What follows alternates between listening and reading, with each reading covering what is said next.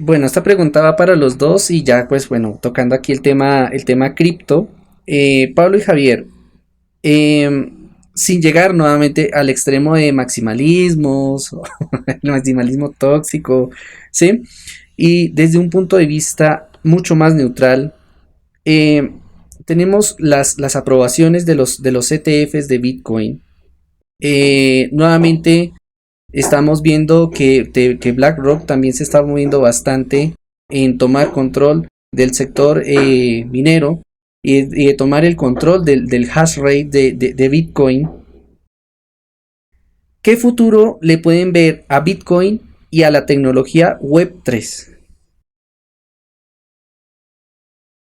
Yo creo que esto es, tengo la sensación de que yo he vivido esto cuando en el año 98, 99 empezaba a llegar Internet, ¿no? En una época muy curiosa, pero yo era joven, como muchos de los que estáis desarrollando blockchain y todo lo que es el mundo DeFi, ¿no? En aquella época no conocíamos el alcance de lo que íbamos a vivir, ¿no? Hacías suposiciones y te encontrabas negacionistas, ¿no? Lo de Internet es una tontería.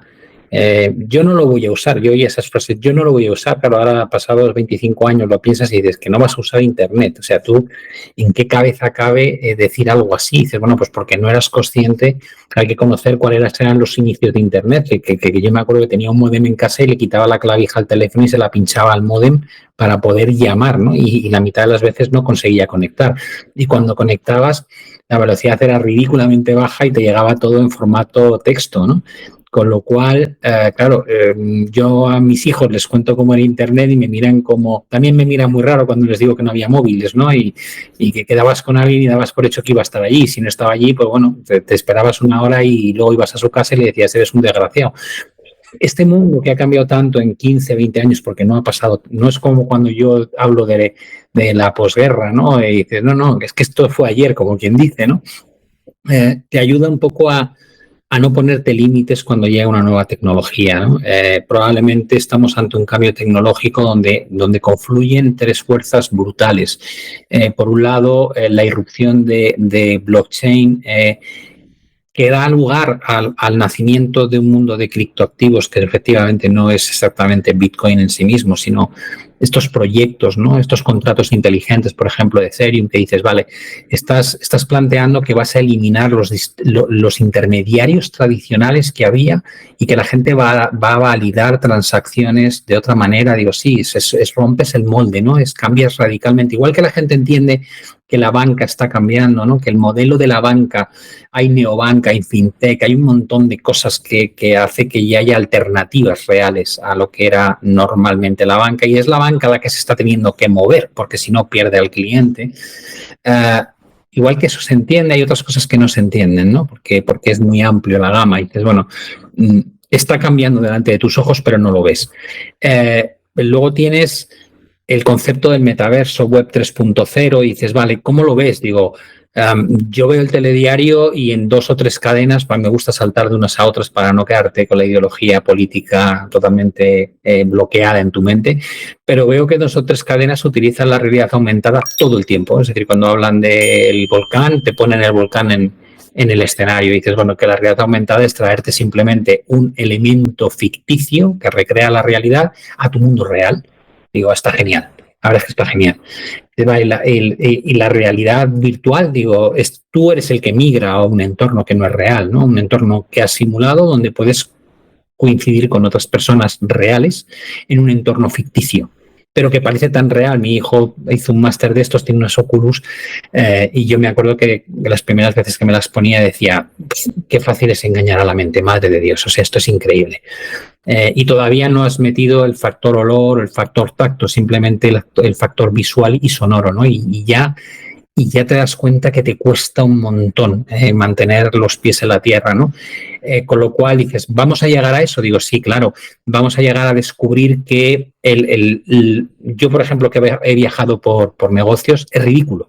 El coste en tiempo y en dinero que tienen esos viajes no tienen sentido.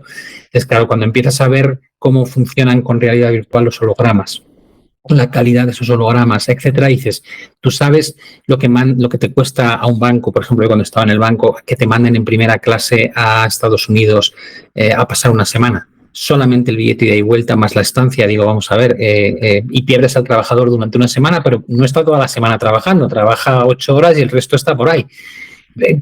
Puedes optimizar los costes de una empresa utilizando tecnología web 3.0 hasta unos niveles que no te haces ni una idea, ¿no? Y va a pasar, evidentemente, claro que va a pasar. Por tanto, si a eso le juntas la irrupción de la IA en el último año, la generativa, ¿no? Porque la otra llevamos mucho tiempo con ella ya, dices, ¿qué va a pasar? Digo, pues va a haber una implosión, ¿no? Tecnológica que nos va a cambiar el mundo. Y quien no lo vea, hay mucha gente de nuevo negacionista, ¿no? Y te digo, no, si es que no es que vaya a pasar, es que ya está ocurriendo. Y si no eres consciente de que ya está ocurriendo, tienes un problemón de narices. Con lo cual, te diría, no es una apuesta de easy, sino cómo de rápido y dónde va a afectar más. Porque va a pasar, ¿no? ¿Va a ser una realidad las CBDCs? Claro, los bancos centrales no van a querer perder el control del mundo digital. Hay un montón de cosas que no sabes hasta dónde van a llegar y cuáles van a ser las que van a liderar. Pero la tendencia, lo que es la dirección, sí la conoces. Y una vez entiendes eso, te diría, no pierdas ni un minuto. O sea, yo a mis hijos que están en 20 y tantos años les digo, tenéis que estar empapándoos de todo esto que llega. Es que es como si a mí alguien me hubiese dado este consejo en el año 2000, tío, tienes que ser experto en Internet. Dices, espera, ¿pero qué es experto en Internet? Digo, pues tienes que ser puntero en todo lo nuevo que vaya llegando. Lo último habría sido redes sociales, ahora sería la IA, anteriormente sería el comercio B2B. Me da igual, tienes que ser puntero en eso, porque de ahí van a salir los ganadores de esta nueva fase, ¿no? Con lo cual tienes que entender la IA muy bien, tienes que ser puntero usándola, tienes que estar al tanto de lo que es Web 3.0, qué negocios van a cambiar, qué sectores se van a ir al garete, cuáles van a verse más reforzados, por qué las criptos tienen un futuro X y cuáles son las que crees que van a ser ganadoras. Tienes que entender todo esto, ¿no? Y luego ya harás tus apuestas y como cualquier inversión te podrán salir mejor o peor.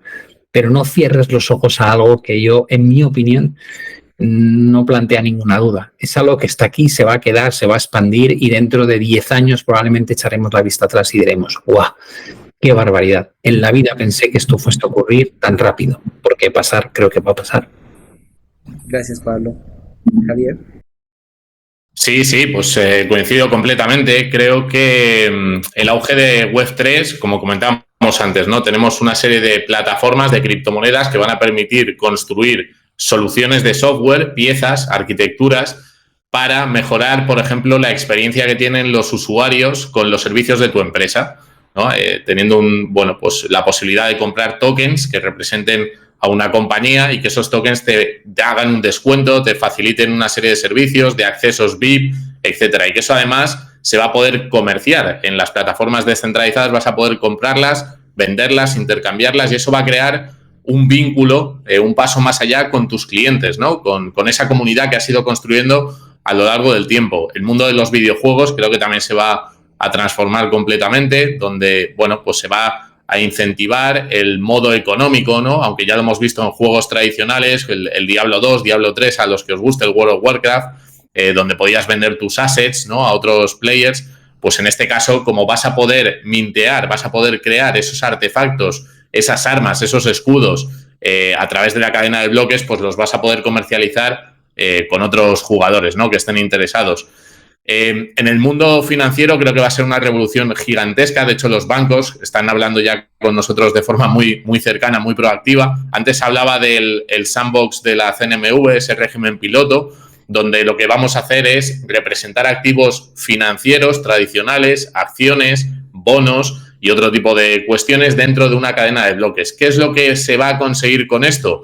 Se va a conseguir democratizar el acceso en un momento determinado a tener exposición a un activo, hacerlo más líquido y a transferirlo y comerciarlo con personas que hasta ahora, quizá por ubicación geográfica o por otras razones, no podían acceder. Eso también va a suceder.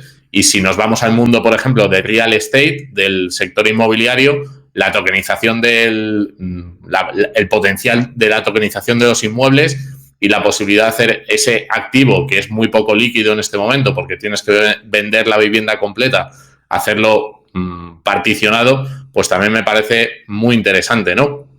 Entonces estamos muy al principio. Lo que veo, o sea, lo que veo ahora con con cierta duda quizás sea cuáles van a ser los proyectos que tengan éxito, ¿no? Podemos hablar de Ethereum, podemos hablar de Solana, podemos hablar de Cardano, no lo sabemos. Y ahora mismo, pues estamos asumiendo riesgos que tenemos que ser conscientes, ¿no? Hablamos, por ejemplo, de Chainlink, que utiliza un sistema de oráculos que lo que hace es, a través de intermediarios en el mundo real, dar fe de que la información que está en la cadena de bloques y que luego se va a transmitir a otros usuarios, pues es correcta, ¿no?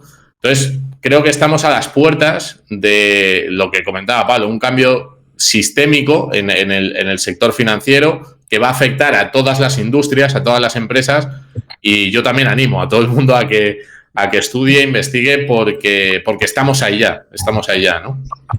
Gracias Javier, gracias Pablo. Aquí, pues como aporte mío, pues nuevamente, totalmente, no podemos cegarnos ante nuevamente lo innegable, esa transformación con el fin de mejorar tanto la infraestructura tecnológica que tenemos actualmente y proyectarla nuevamente a necesidades que también se pueden llegar a cubrir de la vida cotidiana. Nuevamente también estamos en una fase de construcción y pues nuevamente en esa fase de construcción unas cosas pueden sobrar, otras cosas pueden quedarse estancadas, y pienso que como estamos hablando de activos tecnológicos, de software tecnológico, pues si no está en constante evolución, pues se puede quedar y se puede estancar, ¿sí? Tal es el ejemplo del año 90, cuando sale el primer navegador, Nescapé.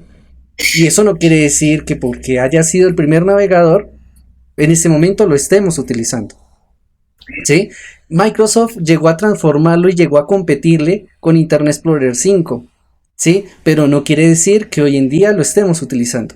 Entonces, nuevamente, la transformación, y esto es creo que es básico e importante para nosotros también entender las limitaciones que pueden llegar a tener la primera blockchain, porque pues básicamente la DLT se viene desarrollando desde el 91, la de Ripple desde el 97 aproximadamente.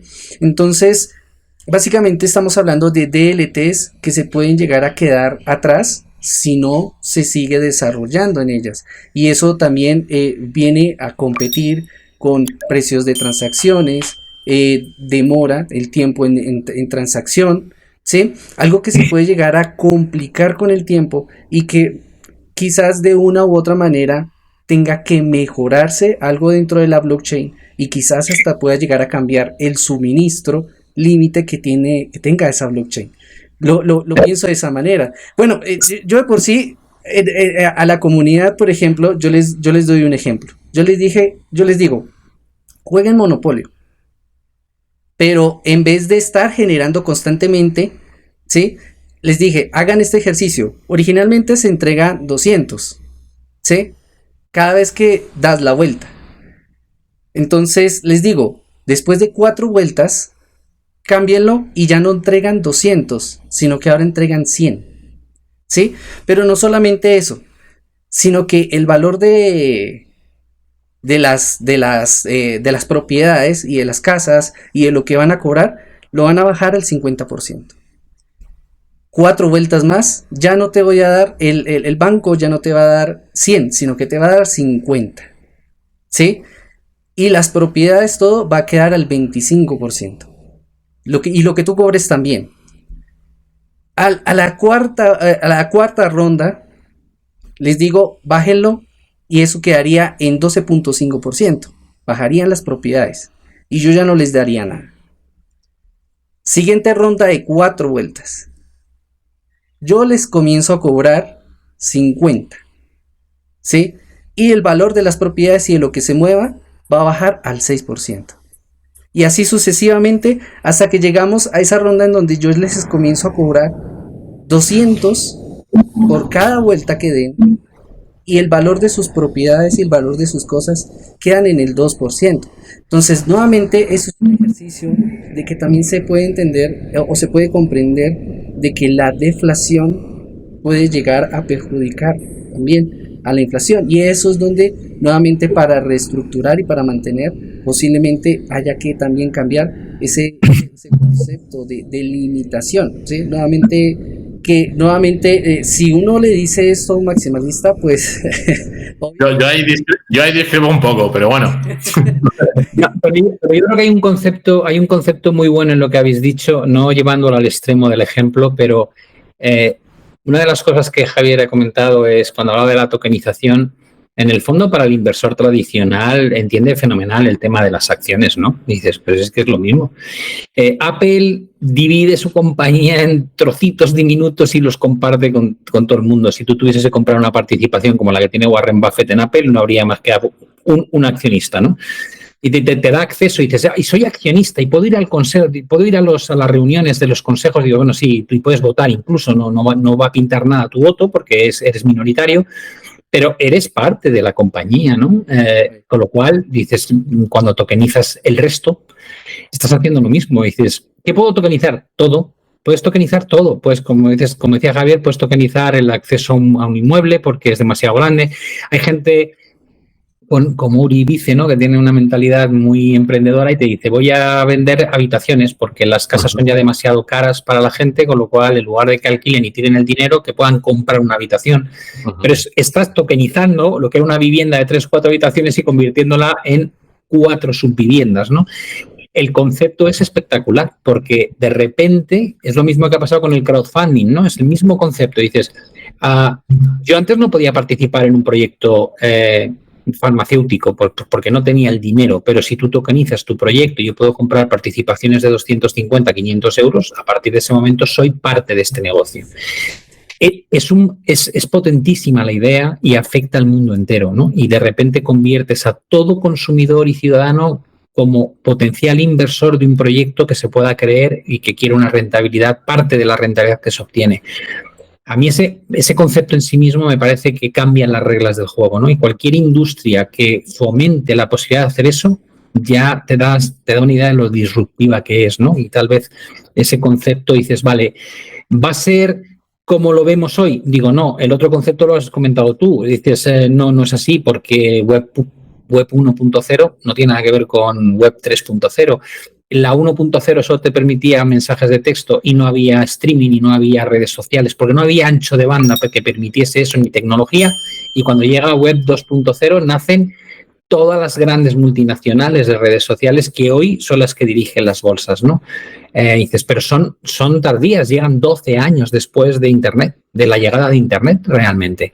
Y dices, vale, y las apuestas que tú habías hecho en 2001, digo, no funciona ninguna. Yo pensé que no, que iba a ser el teléfono que luego fue Apple, o sea, la cagué totalmente.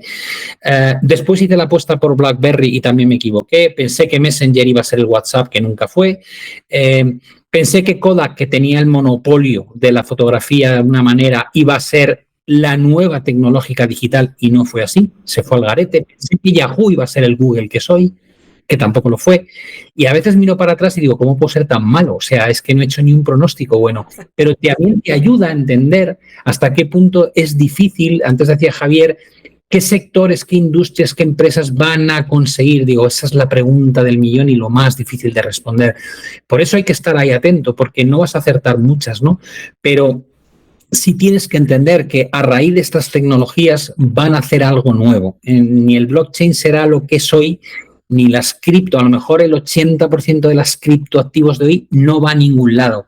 Y es sustituido por los futuros Apple, los futuros Teslas, los futuros Metas, que no existen hoy y que en 2030 aparecen, te cambian el mundo y se convierten en las criptos que arrasan en el mercado, ¿no? Y dices, esto está por llegar.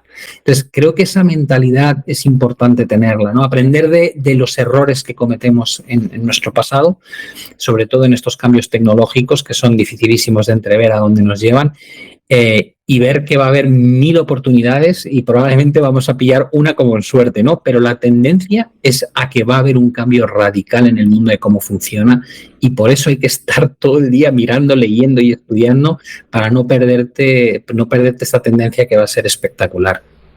Correcto, gracias Pablo. Javier, ¿tu aporte?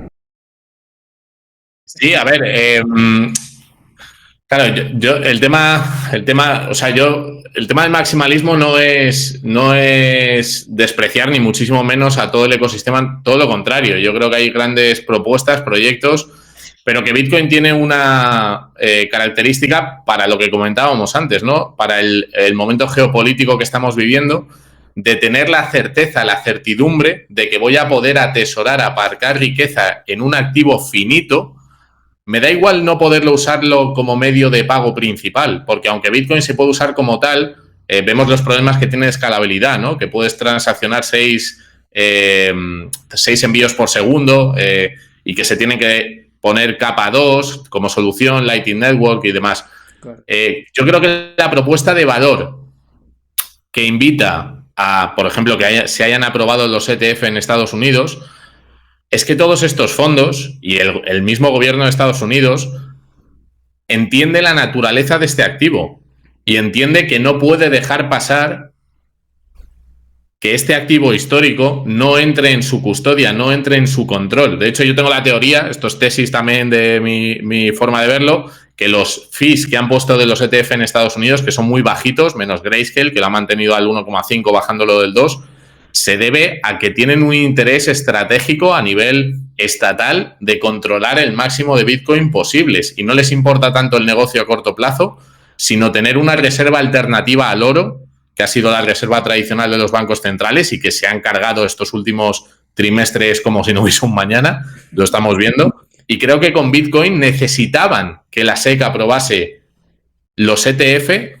más que por sus clientes y por su negocio, porque entienden la importancia histórica que tiene un activo como este, ¿no? Entonces, tú decías el tema de la deflación como un problema a nivel monetario para que la economía que conocemos se desarrolle de forma normal, y es posible que sea cierto, pero no es un sustitutivo de los medios de pago fiat ni de las divisas fiat. Yo creo que es un activo que se va a incorporar al portfolio de cualquier cartera por las características y propiedades que tiene, ¿no? Y como había muchísimos inversores que no podían entrar, pues el ETF es la herramienta más que da mejor acceso, ¿no? O más fácil para todos estos actores.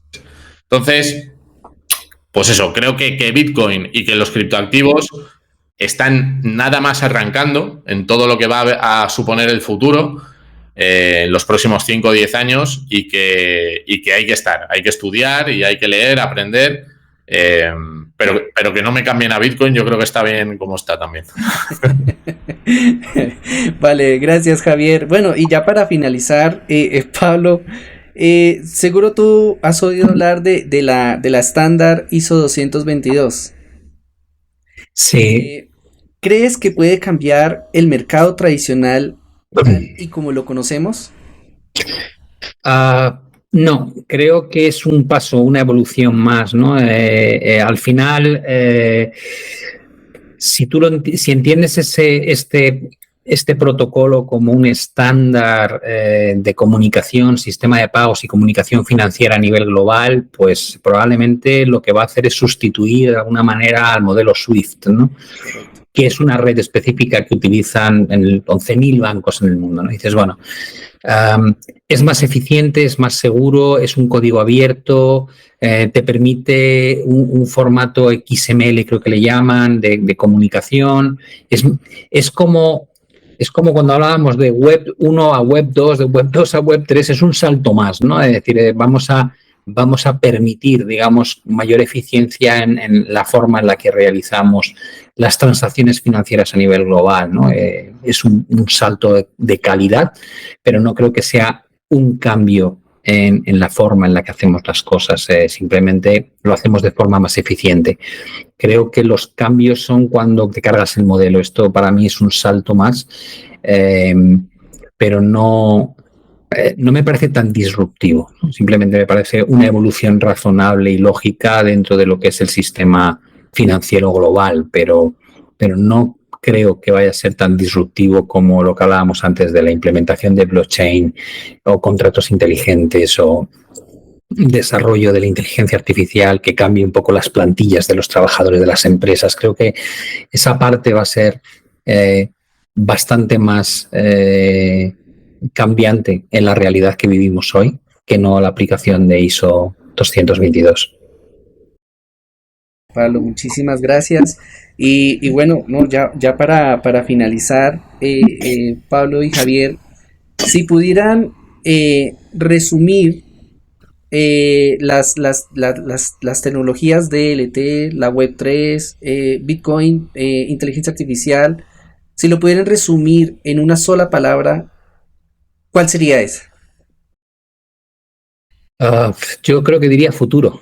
Futuro. Yo creo que diría futuro. Si puedo usar dos, ¿me dejas usar dos? Nuevo paradigma. Nuevo paradigma, listo, vale. Bueno, muchísimas gracias Pablo, muchísimas gracias Javier.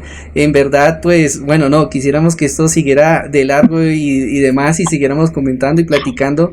En sí, bueno, nuevamente es una invitación, toda esta cantidad de información que les estamos entregando es con el fin de educarse antes de tomar una decisión, ¿sí? Tú no compras una casa sin antes irla a visitar, ¿sí? Tú no compras fruta sin antes irla a ver si está podrida o si está en buen estado. Digo, eso son cosas básicas antes de tomar la decisión de invertir y nuevamente un llamado a ese, de que nuevamente no es lo que diga el vecino, no es lo que diga el influencer, no es porque digan que porque la gráfica se va a ir a no sé cuántos miles de dólares. Realmente hay que ser un poquito más conscientes frente a la realidad y que nuevamente también se nos viene otro cambio que son las CBDC, que básicamente no sabemos tampoco cómo llegue a influir en el mercado, quizás siga siendo igual, pero pues con una estructura digitalizada, puede ser que al final termine siendo lo mismo, sino que digital. Entonces, nuevamente, prepararnos para los peores escenarios, pero invirtiendo para tener un retorno y un beneficio a futuro. Sin más, muchísimas gracias a todos. Gracias Pablo, gracias Javier y gracias a todos por habernos seguido en todo Gracias. este video. Muchas gracias. Un gusto. Un placer. Sí.